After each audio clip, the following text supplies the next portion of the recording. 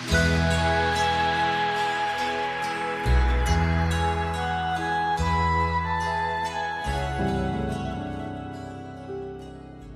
dia, nós hoje vamos meditar, dar início, Não sabemos se vamos concluir todo o capítulo 7 de 1 Coríntios. Ontem nós concluímos até o capítulo 6. Capítulo 7 de 1 Coríntios. É um capítulo mais voltado para o casamento, marido, mulher, deveres, direito, princípios sobre a vida conjugal. Vamos entender algumas coisas. Versículo 1. 1 Coríntios capítulo 7, versículo 1. Agora, em relação aos assuntos sobre os quais escrevestes, é bom que o homem se abstenha de relações sexuais com qualquer mulher. Então, respondendo o que vocês questionaram, a carta que vocês me enviaram questionando, eu respondo que o correto é o homem se preservar de relações sexuais com qualquer mulher. Porém, por causa da imoralidade, cada homem tem a sua esposa e cada mulher o seu marido. Exatamente por a questão sexual. Então que case. Porque o relacionamento sexual é um direito exclusivo dos casais. Enquanto solteira não tem este direito. Ao manter relações sexuais sem ser casado, está cometendo o pecado de fornicação. Que está enquadrado também em tudo aquilo ali que diz os pecados da prostituição. Então Paulo falou, olha, o correto seria que não tenha nenhum envolvimento, mas já que tem essa dificuldade, então que cada homem tenha a sua esposa, tenha o seu marido, para que possa então livremente manter as suas relações sexuais. Isso para evitar a imoralidade sexual. Versículo 3. O marido deve cumprir seus deveres conjugais para com a esposa. E da mesma forma a esposa para com seu marido. Isto vale dizer que marido e mulher, quando se casam, assumem um compromisso. Aquilo que Deus disse, transforma os dois em uma só carne. Assim, quando o homem casa, ele está assumindo o compromisso, não somente em termos materiais ou qualquer outro, mas também o sexual. O marido ele não pode estar negando-se à esposa por qualquer motivo. Quando ele está fazendo, ele está errando. Uma pequena discussãozinha com a esposa porque estou chateado com ela, não vou procurá-la. Não, da mesma forma também a esposa. Estou magoada, estou triste, eu não vou hoje concordar em manter relações com meu marido. Você não pode negar. A mulher não pode negar seu homem. Da mesma forma, o homem não pode negar ser mulher. Porque quando casaram, quando assumiram este compromisso, são os dois em uma só carne. Nós vamos ler mais à frente, onde o Senhor nos fala que o corpo do marido pertence à esposa, da esposa pertence ao marido. O corpo é meu, eu posso negar, eu não quero ficar com meu marido. Você está errando, pecando. Porque quando você casa, você perdeu o direito do seu corpo. Seu corpo pertence a ele. Assim como você adquiriu o direito sobre o corpo dele. É isso que tem que ser entendido. São muitos casamentos que são destruídos exatamente por essa questão. A mulher começa a negar seu marido ou o marido a esposa. E o nosso adversário, Satanás, usa isso muito bem. E acaba essas pessoas encontrando fora, porque os oferecimentos estão aí, acabam encontrando fora o que é negado em casa. Então, o que a palavra de Deus nos fala é que jamais, marido e esposa, jamais o homem ou a mulher se negue um ao outro. O marido deve cumprir os seus deveres conjugais para com a sua esposa e da mesma forma a esposa com o seu marido. A esposa não tem autoridade sobre o seu próprio corpo, mas sim o marido. Da mesma maneira, o marido não tem autoridade sobre o seu próprio corpo, mas sim a esposa. O corpo do marido pertence à esposa. O da esposa pertence ao marido. Então não pode ter esta negativa. São muitos hoje casamentos que vivem numa turbulência, separações.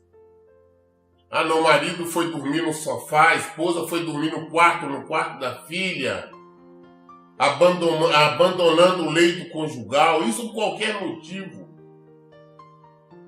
Está abrindo a porta, está dando brecha para o adversário agir. Ah, não, estou cansado, estou com dor de cabeça. Hoje eu não quero, eu não vou, eu não posso, me deixe em paz, estou preocupado, chateado. Isso não é desculpa. Nós temos que assumir as nossas responsabilidades. Por isso que eu sou a favor de ter, principalmente nos tempos nas igrejas, é um curso, mas um curso verdadeiro. Eu tenho falando exatamente quais são as responsabilidades do casamento. Porque são muitos os jovens que estão entrando em um casamento sem ter a menor noção do que esperam. Por tal motivo, muitos casamentos com poucos dias. Eu tenho atendido pessoas que me procuram que ficaram casadas somente 2 meses, 3 meses, e já se separaram de você porque não suportaram a vida do casado. Por quê? Porque entrar em algo que não sabia, que não conhecia, não tinha a menor noção. O casamento é muito mais do que só beijinhos, é abraço e pronto. São responsabilidades. É união, é unir 2 corpos, 2 pessoas imperfeitas. Tentar transformar num relacionamento perfeito que não consegue, mas pelo menos um relacionamento aceitável. É necessário. A esposa não tem autoridade sobre o seu próprio corpo, mas sim o marido. Da mesma maneira, o marido não tem autoridade sobre o seu próprio corpo, mas sim a esposa. Portanto, não vos negueis um ao outro, exceto por mútuo consentimento, e apenas durante algum tempo, a fim de vos consagrardes à oração. Logo em seguida, uni-vos novamente, para que Satanás não vos tente por causa da vossa falta de controle. Ah, não, para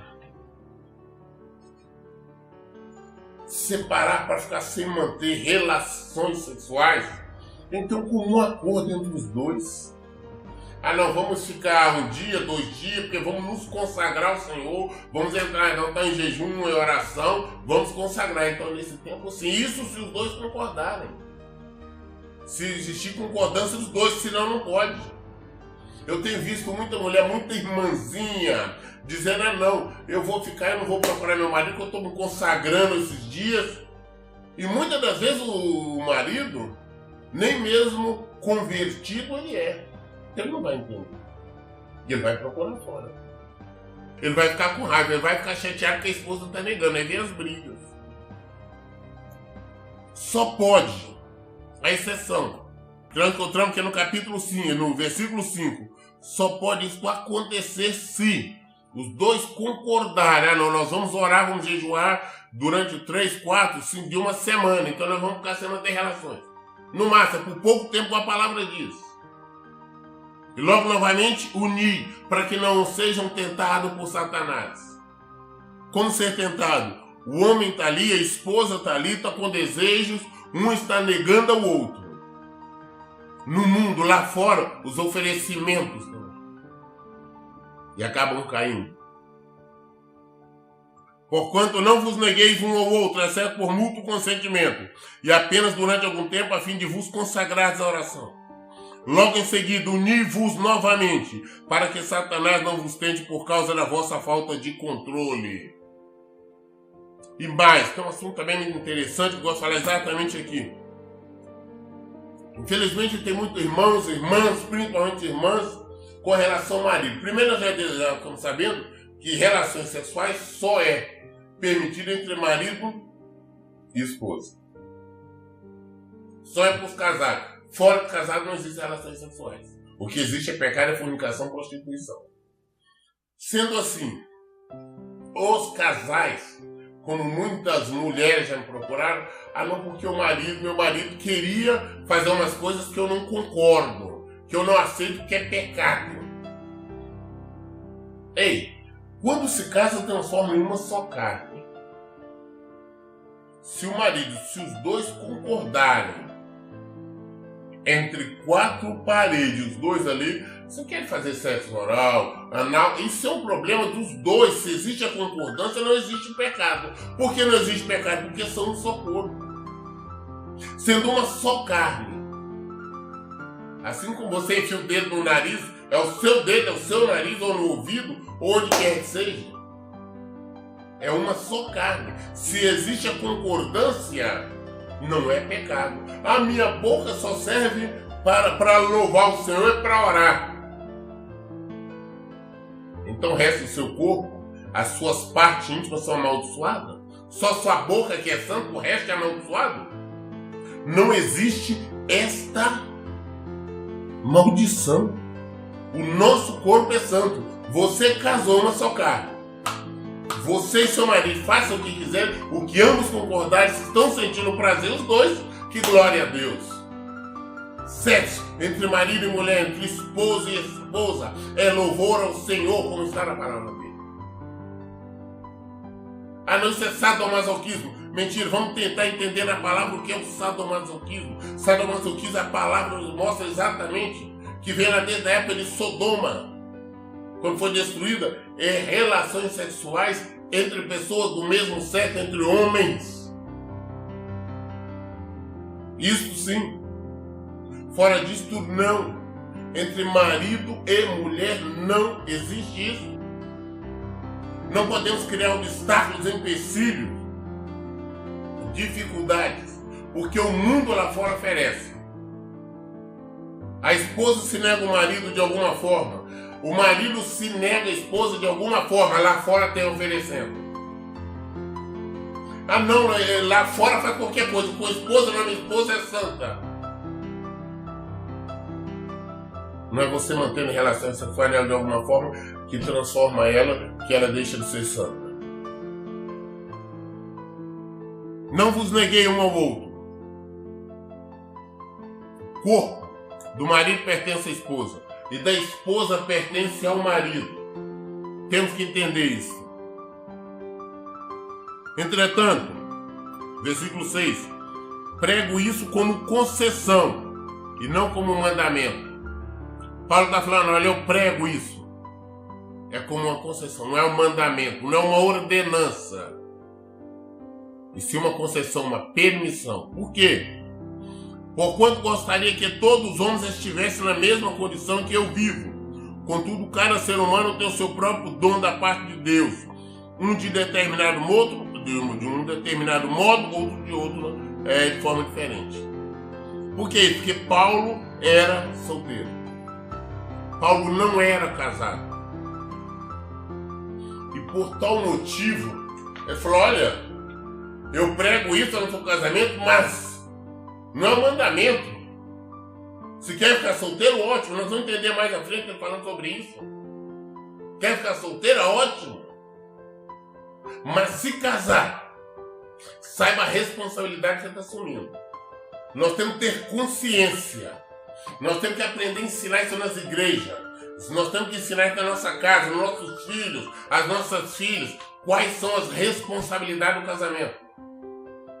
Se existisse esse ensinamento, talvez teria muito menos divórcio, teria muito menos separações, teria muito menos mais brigas nos lares, na família.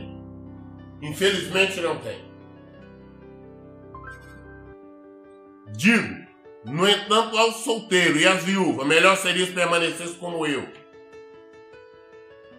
Porém, se não vos é possível, controlar-se que se casem, porque é melhor casar do que viver queimando de paixão.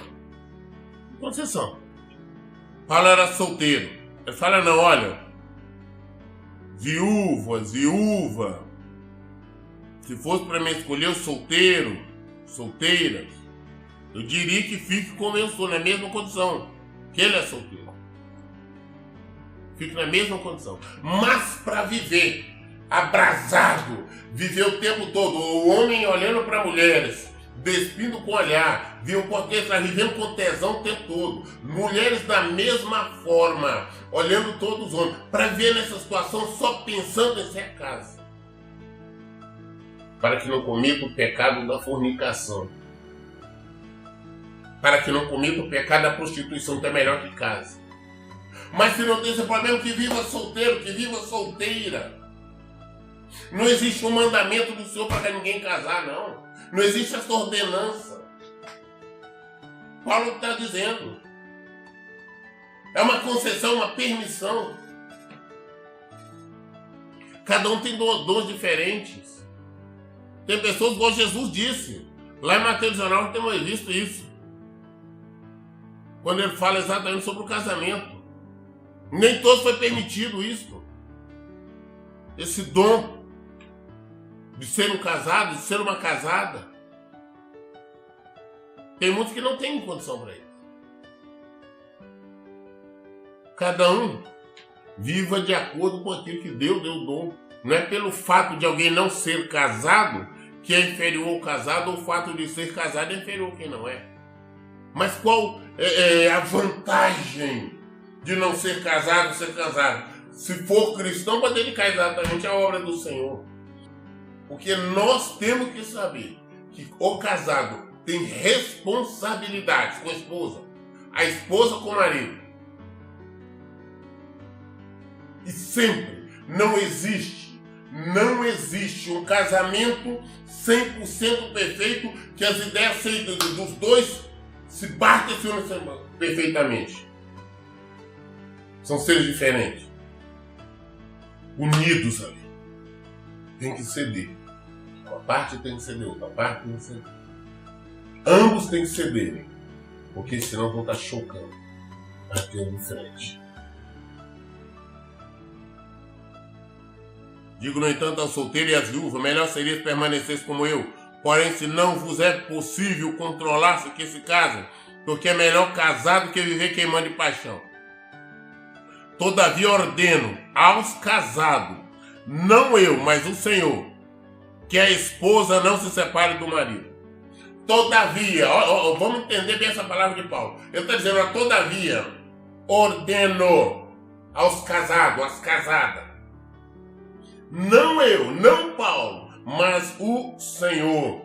Quem está ordenando então é Deus. É o Senhor que está ordenando, não é Paulo. Ele ordena aos casados. As casadas. Que a esposa não deixe o marido. Que o marido não deixe a esposa. É uma ordenança de Deus. É um mandamento de Deus. Mais explícito, mais claro, acho que não é impossível. O autor de 1 Coríntios, Paulo, está dizendo, olha, aos casados, vocês casaram, ordena uma esposa, não deixa o marido não deixa a esposa. É o Senhor que está mandando. Isso nós lemos aqui, está no versículo 10. Versículo 11. Se, porém, ela se separar, que não se case, ou que se reconcilie com seu marido, e o marido não se divorcie da sua esposa. O que Deus ainda fala? Para que a esposa não se separar do marido, O marido não separar, não divorciar da esposa. Mas se por um motivo houve, algum motivo, um adultério, uma traição, houve uma separação, o que tem que fazer? Reconciliar. Jamais casar-se novamente. Ou volta para o marido, ou volta para a esposa, ou não case nunca mais. Ah, mas eu sou jovem. Eu não consigo viver sem mulher, não consigo viver sem homem. Eu preciso de carinho, é solidão e tudo mais. Então volte para o marido, volte para a esposa. Ah, mas ele me traiu, ela me traiu. E nós traímos Deus, nós queremos que Deus nos perdoe, nós constantemente vivemos traindo. No Antigo Testamento, aqui na Bíblia, Deus chama o seu povo de prostituta, de adúlteros, adúlteras. Porque trai a palavra, trai Deus. Nós somos traidores do Senhor. Agora, se houve uma traição conjugal, se o marido e a esposa traiu, adulterou, perdoe, que ele seja chamado ao arrependimento, mas que não se divorcie, você está pecando. A base da oração que Jesus deixou disso. Todo mundo gosta de repetir, né? Para Deus nos perdoar, assim como nós perdoamos os nossos devedores. É esse o perdão que nós queremos? Mas eu não consigo perdoar, Deus também não vai conseguir te perdoar, você vai para o inferno. Perdoa. Volte para o seu marido, volte para a sua esposa. É mandamento do Senhor, não é de Paulo, não é de apóstolo, não. É do Senhor, como ele está informando. Não importa qual seja a situação. Temos que perdoar. Todavia, ordenha nosso casado, não eu, mas o Senhor, que a esposa não separe do marido, se porém ela se separar, que não se casa ou que se reconcilie com seu marido, e que o marido não se divorcie da esposa. Isso foi ordenança do Senhor em relação ao casamento. Agora o versículo 12, é onde as pessoas fazem confusão. Por isso nós temos que ler, não podemos tirar texto do contexto, nós temos que entender por inteiro a palavra de Deus. Agora o versículo 12, olha bem, começa assim: a todos os demais, pessoas que vivem junto maritalmente, como se casados fossem, sem ser. Os famosos amigados, ajuntados. A esse tipo de pessoa. Aos demais, eu em particularmente, não o Senhor. Paulo está falando, agora eu estou falando com vocês. Esses que vivem no pecado da fornicação. Porque não importa quantos anos você vive junto, vocês estão vivendo junto. Ah não, eu vivo com o meu marido, que não pode ser chamado de marido, há 30 anos, nós temos filhos, temos netos, vocês vivem no pecado. E se morrer, vocês vão para o inferno. Isso é fornicação. Ah, mas eu fui a primeira mulher na vida dele, foi meu primeiro homem. Vocês estão no pecado. Vocês não legalizaram essa relação. É pecado. Vocês não são considerados nem diante dos homens, nem diante de Deus como casados. Essa é a realidade. Então Paulo está falando isso. Agora Paulo, não é Deus. Olha o que ele diz aqui. A todos os demais, eu particularmente, não o Senhor. Ele faz questão de dizer. Eu estou falando para esses que vivem no pecado. Eu, Paulo, não o Senhor. Vos digo, se algum irmão tem mulher descrente e essa se dispõe a viver com ele, não divorcie dela. Falou, olha, se algum de vocês estão vivendo nesta situação, eu estou falando, não é Deus, vive nessa situação maritalmente, vive amigado, juntado, não separa. O que você tem que fazer? Legalizar essa situação. Mulher está vivendo uma forma de pecado, agora conhece o Senhor, legaliza essa situação, não vive no pecado. Ah não, porque agora eu me converti, eu tenho que abandonar a mulher com que eu vivo, eu tenho que abandonar o homem com que eu vivo. Não, você não tem que abandonar, tem que legalizar essa situação. É muito simples. Ah, pastor, agora hoje já tem filhos, a neta não quer ir numa igreja, é vergonhoso, depois vem cá. Não, você não precisa ir numa igreja, não. Vai no cartório, legalize. Jesus tem para cumprir a lei. Legalize no cartório. Essa situação transforma, seja uma mulher casada, seja um homem casado. Paulo falando. Aos demais, não é os casados, não. A todos os demais, eu particularmente, não o Senhor vos digo. Se algum irmão tem mulher descrente e essa se dispõe a viver com ele, não divorcie dela. Não tem que separar dela, não tem que deixar ela. mas se legalizar.